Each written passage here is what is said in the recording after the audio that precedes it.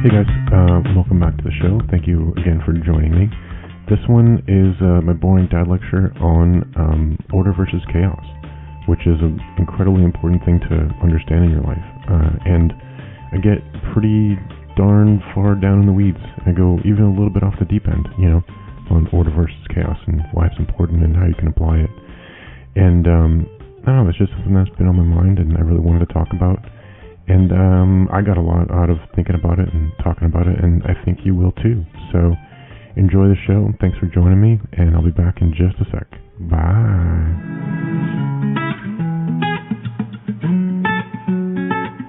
Hey folks, before we get started on the show, one quick housekeeping matter, and that is my Patreon page. I want to explain what I'm doing with that. If you like the work that I'm doing and you like to support it, then by all means, go over there and support the podcast. But I want you to know that I've set a goal of raising $1,200, and the reason is that 10% of whatever is donated comes right off the top and goes to World Vision, to their program that supports microloans for women in developing countries so they can start businesses. And the minimum amount to donate to that is $120. So that means I need to raise $1,200. And what I'm going to do with the rest of the money is upgrade some of my equipment, upgrade my computer's getting a little bit long in the tooth. I got some other things that I need to take care of. So all of that will better my ability to have higher quality podcasts for you guys, maybe focus a little more time on it. And then also, any money that you give is going to go to that program. And another important thing about that is that if you give $120 to World Vision and they give it as a microloan, then that money gets paid back when the woman starts her business. And then World Vision takes that money and makes another loan, and then another loan, and then another loan, So it's a gift that literally keeps on giving. And you can do untold amounts of good in the world just through your $120 gift. So you can go to my website and you can follow the link and support it yourself. Or you can, give a smaller amount. If you want to give a smaller amount to me, then a portion of that is going to go to that same program.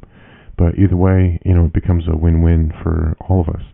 And you can help continue the work that I'm doing here and continue work that's going on all around the world, And who knows who you're going to affect? Who knows what fantastic things can happen from your gift? Man, I sound like I'm on NPR. Anyway, I'm going to get started in a minute. Love you guys. Talk to you soon. Bye.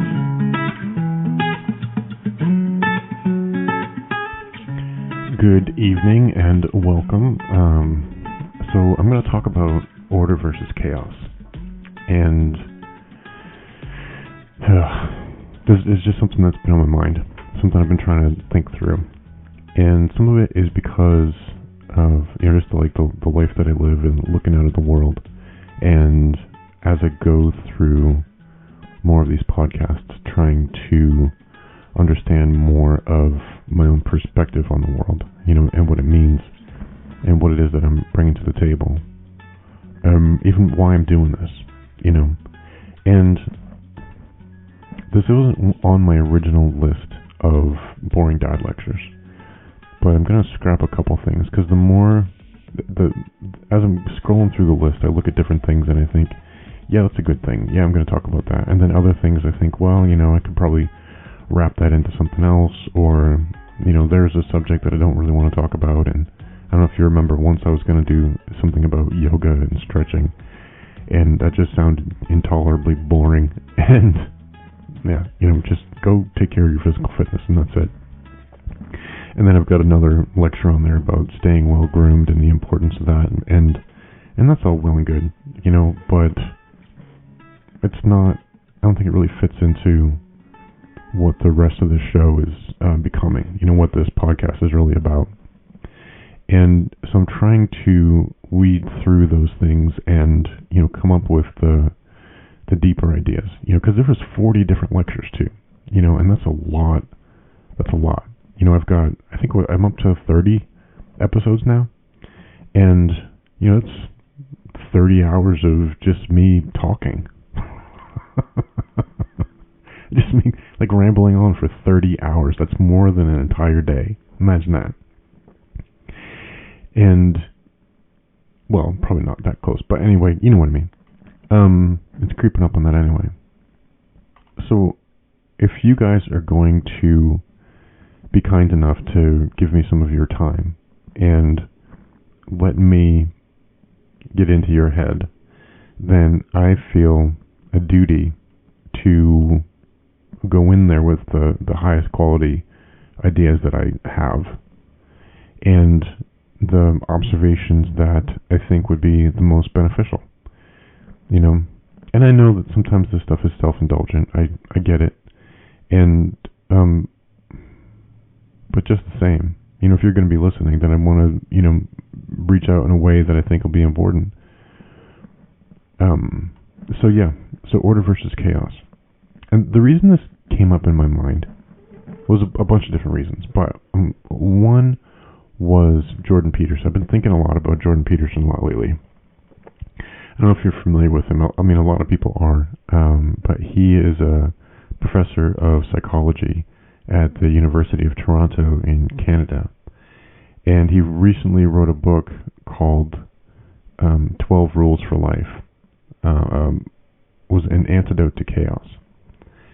And I had been listening to Jordan Peterson for years before he, you know, started to become popular.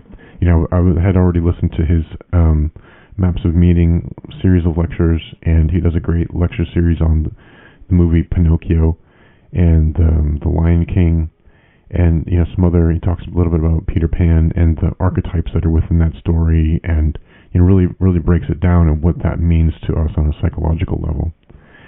And I'd already been interested in that stuff before he ever, you know, started to grow on the national stage.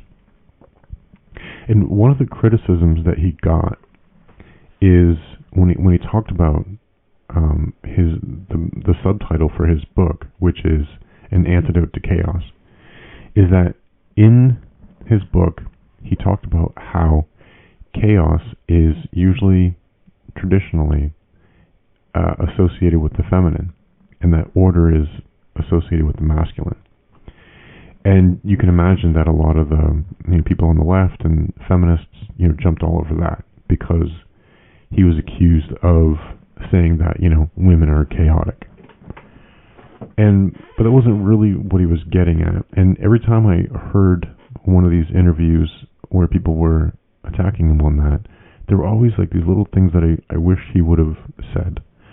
I wish he would have explained, you know, because I could see what he was trying to do. And, you know, it's like when you see your child and they're like trying to tie a shoe. Now, please don't think that I'm not saying that I'm better than Jordan Peterson. It's just like this one little tiny sliver of a thing. I'm like, I have a unique perspective that maybe could help. I don't know. But yeah, when you see your kid trying to tie their shoe and they just can't do it, and you want to reach your hands in and do it for them, you know, that's just to complete that thought. And that's what it felt like for me. I'm like, dude, just say this one thing. Like, here's this. It never worked out. But what I want to say though is that, so if you remember my other podcast where I talked about the universe finding balance, and I talked about the importance of understanding duality and non-duality. And this order and chaos fits in with those same ideas. You know, because in a dual and non-dualistic sense, then order and chaos are both the same sort of thing. You know, they're the yin and the yang. And within the yang, there's a little bit of the yin, and within the yin, there's a little bit of the yang. So within all chaos, there's a little bit of order, and within all order, there's a little bit of chaos. You know, chaos leads to order, and order leads to chaos, which leads back to order again, and, you know, it's a perpetual cycle. And I do agree, too, that the order is associated with masculinity, and chaos is associated with femininity, but not to be confused with men or women. You know, I know men who are completely chaotic, and I know women who are fantastically orderly. you know? I mean, you can't be a good mom without being orderly, you know? And you can't be a good dad without being a little bit chaotic. You know, so this, I'm not making a stereotype of, gender roles. I'm just saying, and I did another podcast where I talked about being in a masculine headspace, or living in a masculine energy, or living in a feminine energy, and the masculine energy would be, you leave for work a little bit early, and you get there a little bit early, and you take the most direct route, and you just zoom, and you go, and you make sure your bills are paid on time, and you blah, blah, blah, blah, blah. Whereas if you're within a more feminine energy, you're going to take the long way. Maybe you'll stop down by the river, you go to the park, you take in the sights, and you enjoy the beauty of the world around you. And, maybe you're listening to a story on NPR, and you park in the driveway for a little while, and you just kind of enjoy it, and you can enjoy being in that feminine space sometimes. And that's important, regardless of, and you have to master both skills, regardless of which gender you've been assigned, or which gender you identify with, or just, who you are in the world. You have to allow for both of those things in your life, and know that there's a right time for each one of them. Like if you're on your way to court, because you got to go argue a speeding ticket, that's not a good time to be in a feminine headspace. That's not a good time to be in a feminine energy. That's when you need to pull out your masculine energy and say, oh, I'm going to get there early, I'm going to take care of this, I'm going to be organized, I'm going to blah, blah, blah, blah, blah, and, get all my stuff done. And so that when I go in front of the judge, I can say, hey, this is the case, this is why I'm innocent, and, that's how it goes. Because the court system is a masculine entity. It's a very masculine thing that's like, it drives, and it cuts, and it slices, and it's decisive, and it's, it's all of that, and that's one of the reasons why the judicial system and the prison system that we have is so far out of control, because it's lost all of its femininity. There's almost zero feminine energy in there, and it just, it gets completely out of control, on the masculine orderly side, But order versus chaos, though. I think that, so one of the things that I've noticed in my life is I always thought that I was a little bit ADD, And in fact, if I take one of those tests of, are you ADD, then I pass, with flying colors. In fact, I was even diagnosed with ADD, and they wanted to put me on medication because they thought it would help. And there's still a little part of me that thinks that it might help.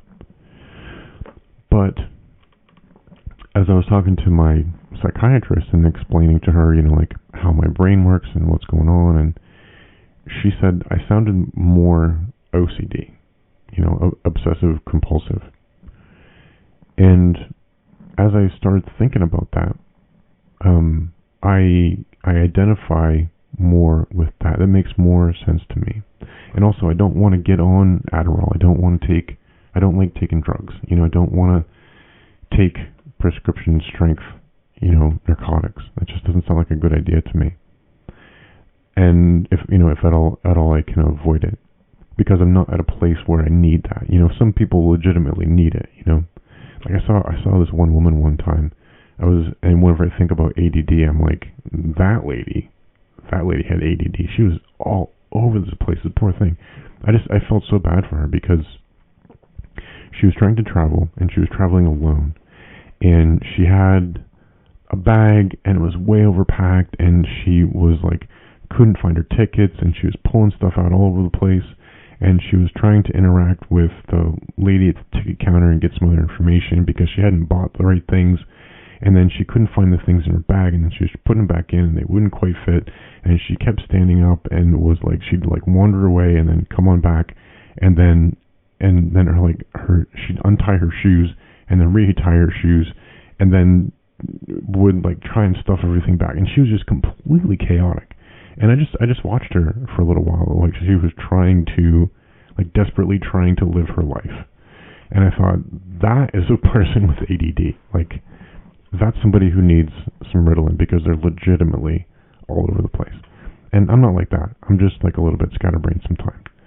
So maybe a little bit of medication can help me, but nothing so strong it's going to make a permanent impact, because most of the things that I deal with are things that I can do through sort of self-psychotherapy, or, just making observations, or reading, or, anything like that.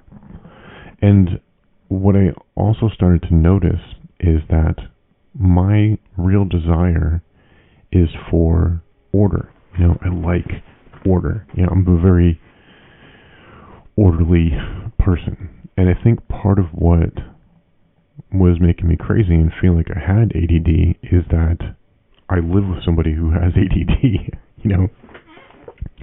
And I think that's one of the reasons why we are attracted to each other, is that I've got my OCD and she's got her ADD, and between the two of us, we're normal.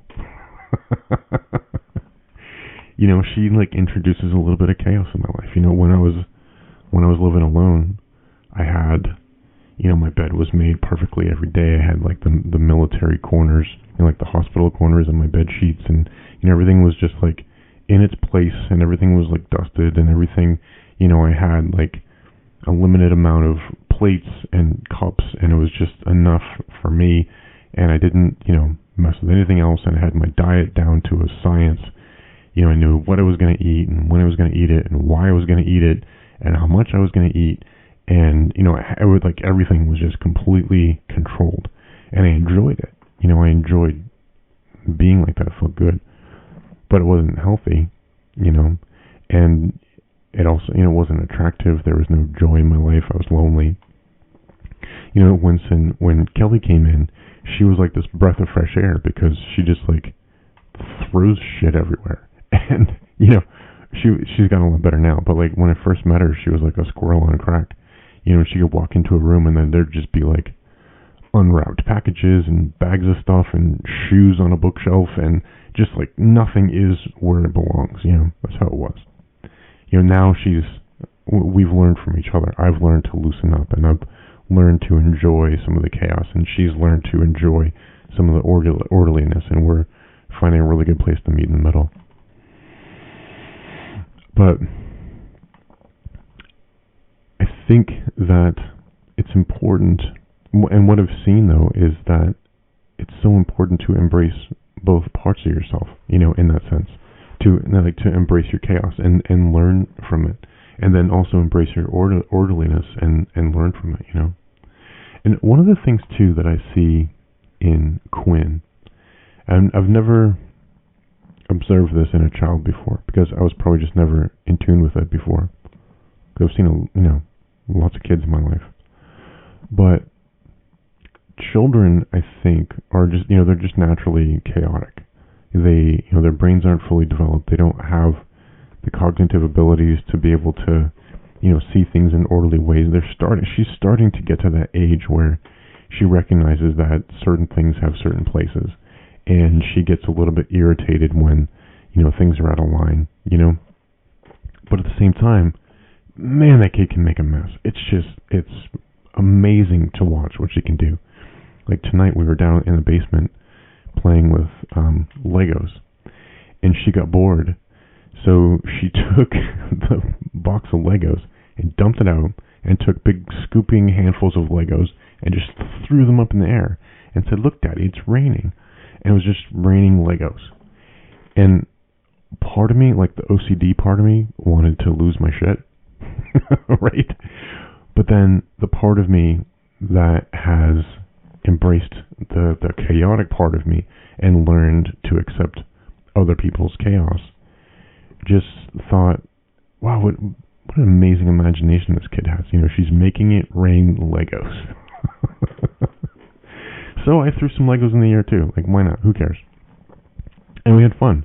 And then, we had a good time together when we threw some Legos at each other, and then we built some stuff, and we had a good time, and then we cleaned it up, because it's important. But one of the things that I want her to learn is that I want her to learn that it's okay to be a little bit chaotic.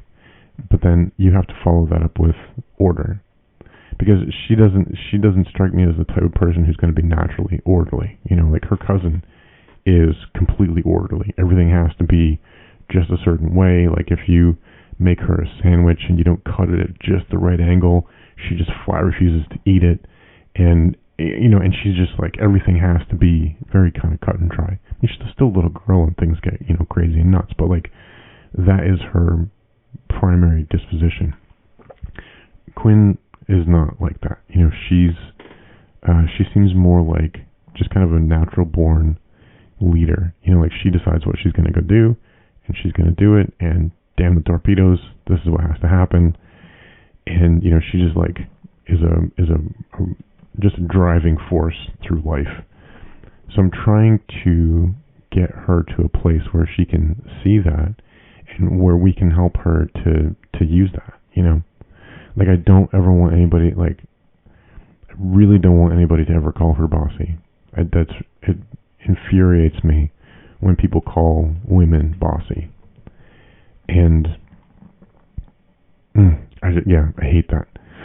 And because I've met women and worked with women who were just fantastic leaders, and they were like really true leaders, but people would call them bossy, and I'm like, no, that's not what bossy looks like. This woman is a leader. You want to, in the military, I would take a bullet for her. I would do whatever it is that she needs me to do, because I trust her judgment. I trust where she's going. She's open and honest and concise and has a clear vision of what needs to happen. And we need women like that in the world. We need women who are going to break down that bossy stereotype. And so I'm trying to get Quinn to see that in herself. I'm trying to develop that skill within her, because I think part of what makes somebody a good leader is when they are able to embrace that, the order and the chaos. Where you have an orderly sense. Like my boss is fantastic about this.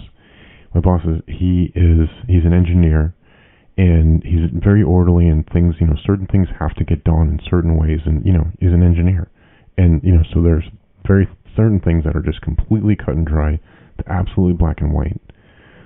But what's brilliant about him, though, is that he embraces the chaos. He embraces the people. He embraces the humanity of the humans who work with him. And he knows that, hardly anything ever goes perfectly right all the time.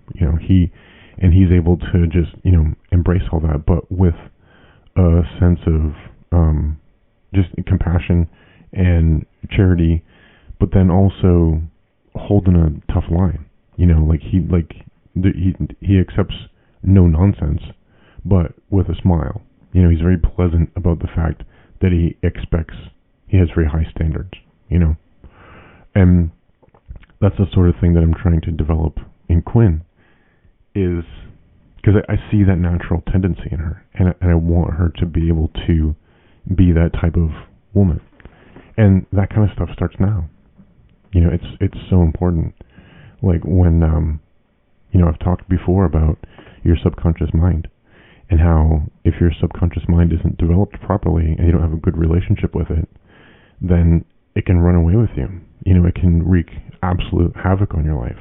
And that's why, I did that whole podcast about guarding your thoughts, because thoughts become things.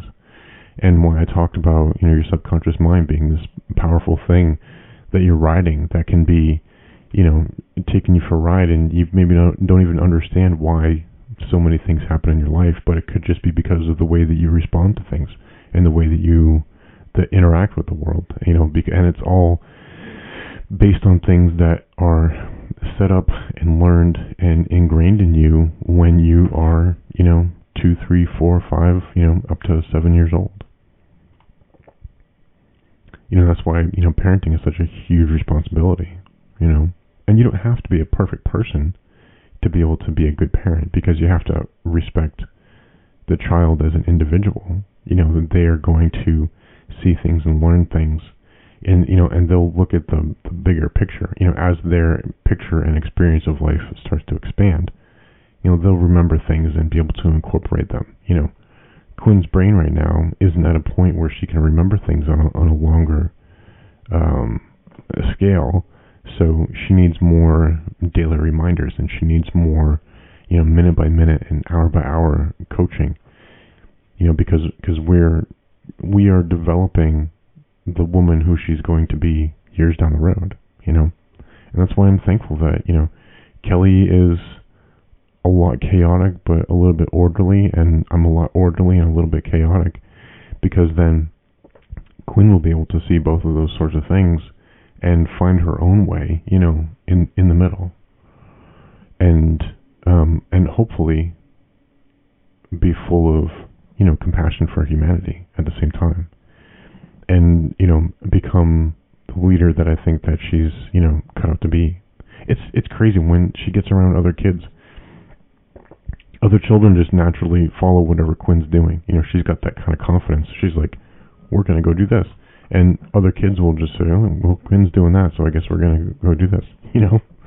And it's just fine. She's that kind of person. So it's going to be a huge challenge for me. But it's probably the best challenge I've taken on in my life.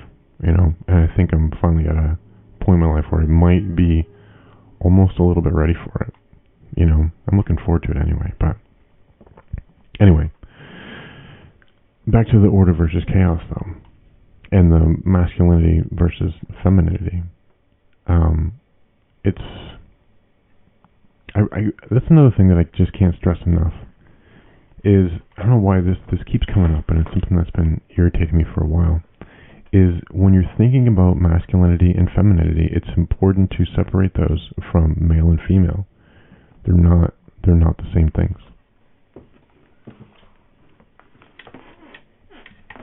You can be a male and feminine, or you can be a female and masculine. And that's why we have such a beautiful spectrum of people in the world. And where else does this apply? Oh, so here's something else too. So I've got this book that I've been it's been sitting on my bookshelf for a while, and I pulled it out earlier this week, and I started looking at it again. And it's called A Beginner's Guide to Constructing the Universe: The Mathematical Archetypes of Nature, Art, and Science. A Voyage from 1 to 10. And it's very sort of heady, but it gets a lot into the metaphysics of numbers, and the alchemy of numbers, and it talks about Fibonacci sequences, and it talks about the meaning behind different shapes, and what they mean to us on a psychological level. And remember at the beginning I said that order rises out of chaos, and chaos rises out of order. And that's one of the things that this book points out to me, especially working in the civil engineering field. You can see it all the time, is that you can, and it's hard to tell whether this is something that humans have just observed, and we see coincidences, and that it's truly completely random, or if and we've assigned meaning to random things, or if there's truly order. And I tend to believe, as you can probably imagine, that it's both. That it's intentional order that turns chaotic, but then becomes orderly again. And this might be a discussion for off the deep end, but I have this idea. Do you know what the concept of entropy? Do you know what entropy is? So I'll explain it. Entropy is the tendency of things to become less orderly. And when things become less orderly and therefore more chaotic, they lose their potency. So if you imagine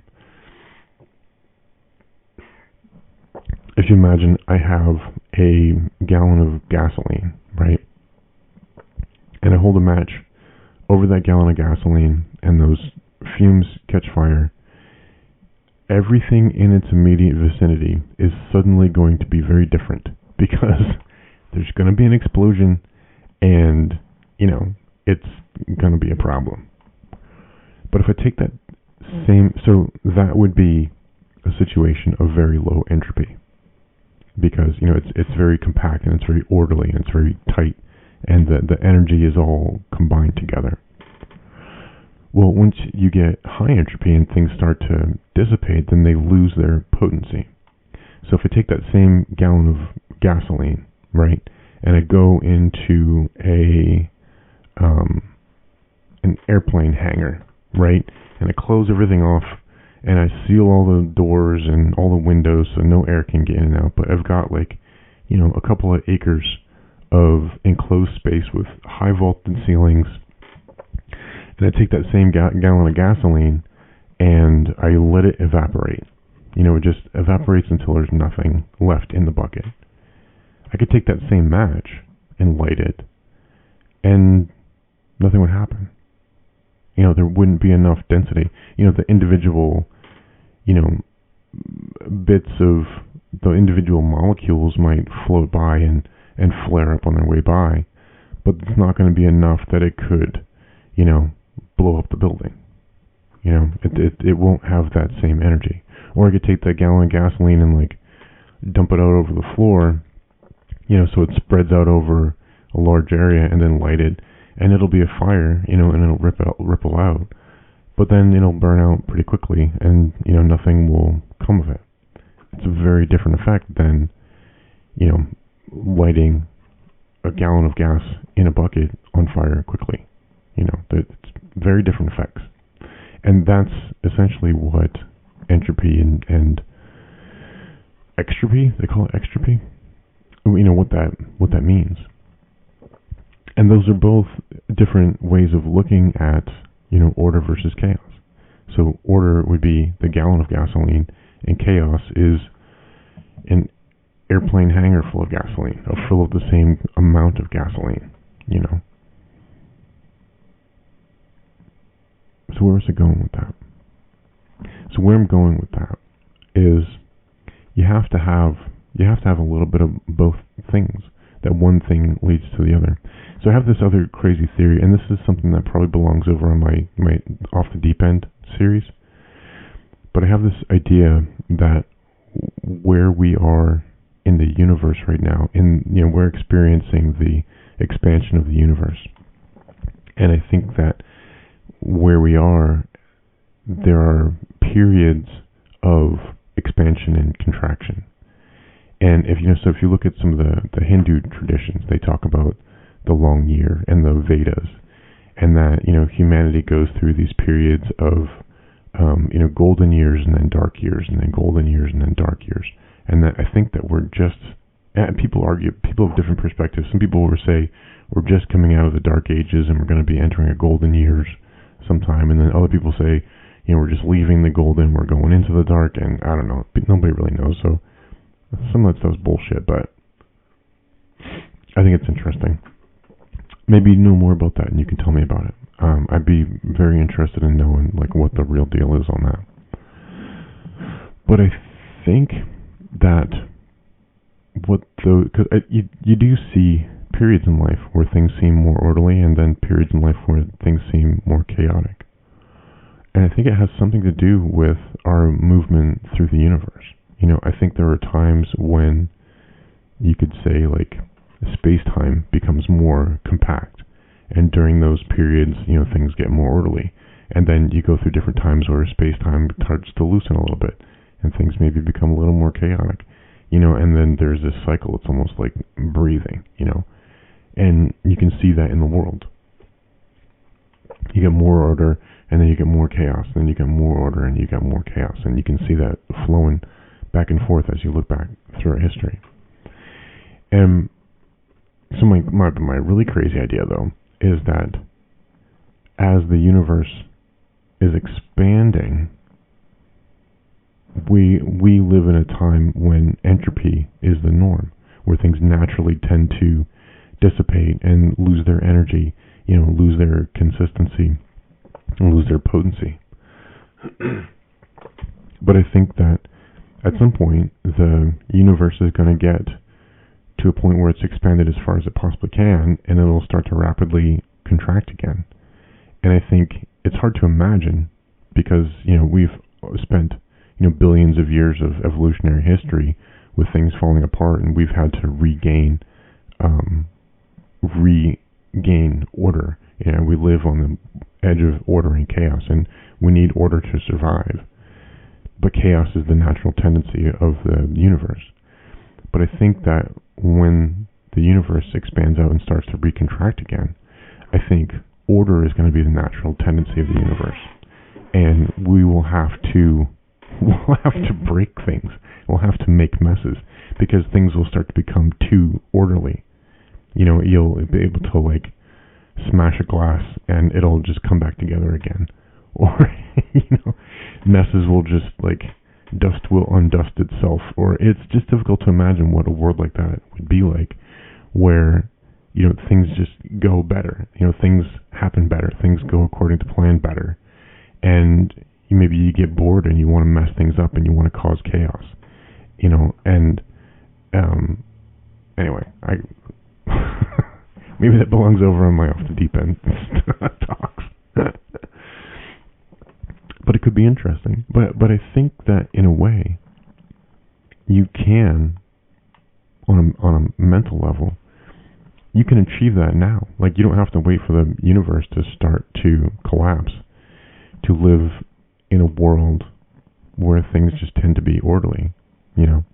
If you go in and spend some time cleaning up your mind, and you spend some time in meditation, and you spend time reading, getting away from social media, and you spend time just thinking and walking and exercising. Exercise is huge. It's so important to exercise every day, even if it's just do some stretching, do a little bit of weightlifting, go for a walk, do something. It's hard to overstate the importance of exercise. But with a combination of those things, you can get to a place where your life naturally becomes more orderly, where things just start to go better for you, where things just naturally start to improve, where you start to notice things come your way, good things come your way, and some of it has to do with, ironically, embracing the chaos, embracing that flow that I've talked about before, where you jump into the river, but with a plan, and you let it take you, and that's a chaotic ride, but by going along with that and embracing that chaos, then more orderly things tend to come to you. It doesn't have to be either or. It doesn't have to be a competition between the two.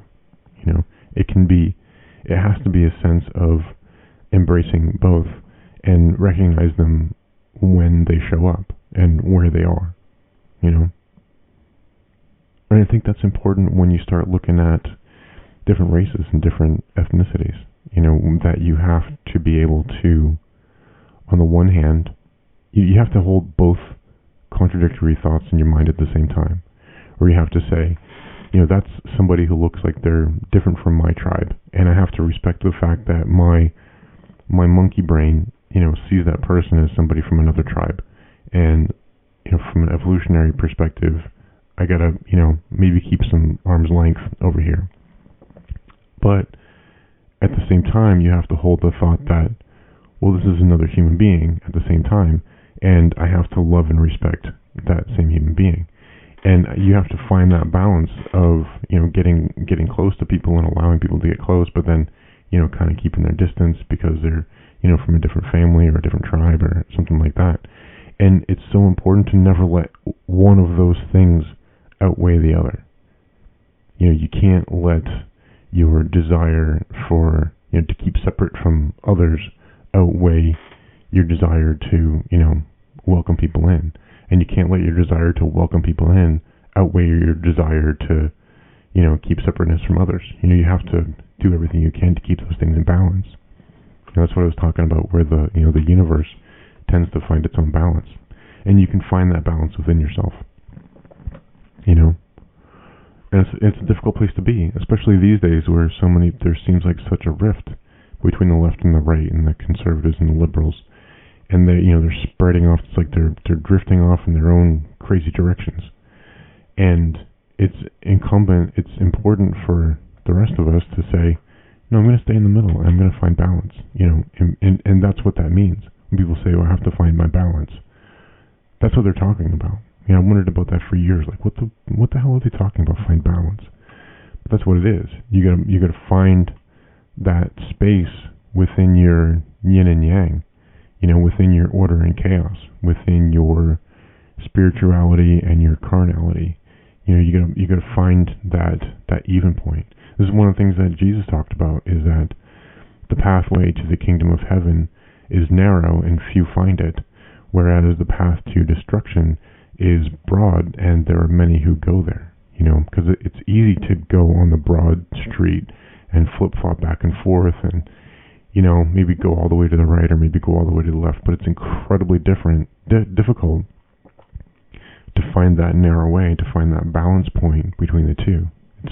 It's a hard thing to do. It takes a lifetime of practice, and the sooner you start it, the better you get at it, the better you'll be at it, and the sooner you start it from a place of love, the sooner you'll get better at it.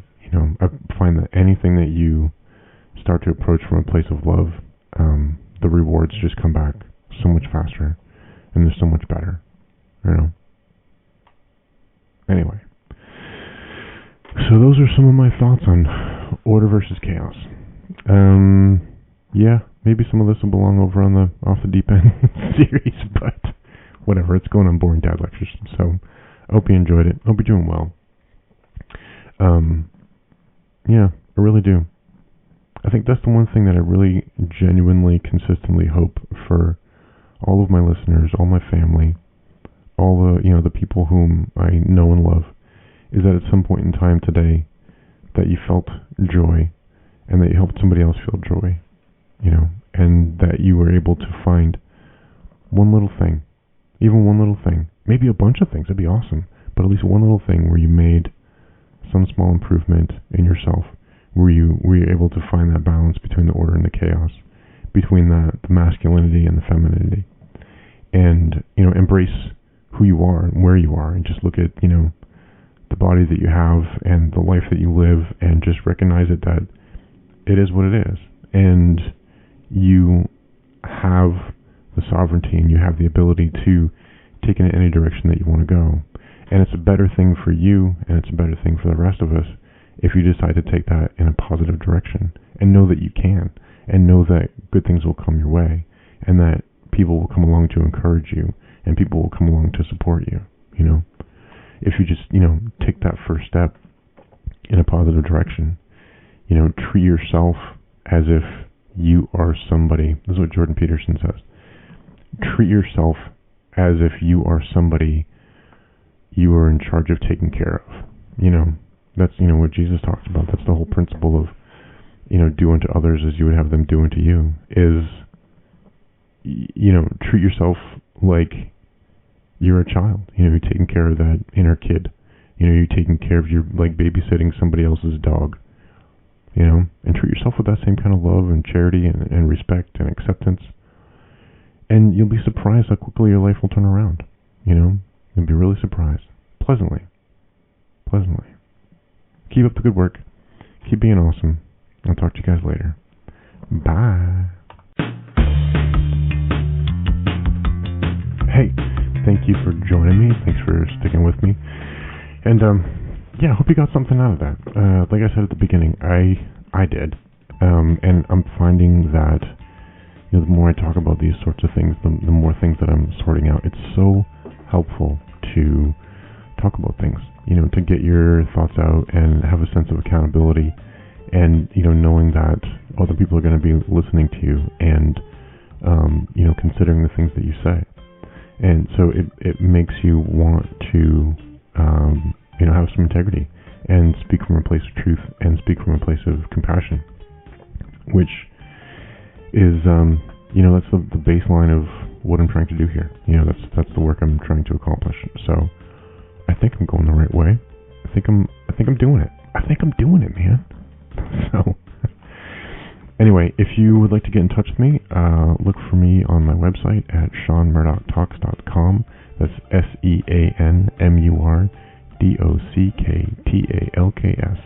And on there's links to my social media pages. There you'll find links to the programs that I support on World Vision, which I talked about earlier. You'll also find links to some short stories that I've written. I've got a journal. I got a couple of blog posts. I've got stuff like that. So all that kind of thing is on there. It's growing all the time. And yeah, so that's what's going on. Yeah, thanks again for joining me. I hope you're doing well. I hope you got something out of this. I hope that your life is good. I hope that tomorrow or later today or wherever it is and whatever it is that you're doing, that you're finding joy and that you're finding peace and that you're seeking in whatever little way that you can to make the world a little bit better, a little bit better than it was when you found it. And that you are, finding ways that you can find order in the chaos, or maybe sometimes put some chaos into the order. I don't know. I don't know where you are right now, and I don't know what's appropriate. So, but keep doing it, and keep loving, and keep being kind, and keep looking for ways to be loving and to be kind. And that's just the most important thing, It's the most important thing that we can all do right now. So, I love you. Here comes the music. I'll talk to you in a minute. Or later. Or whatever. Bye.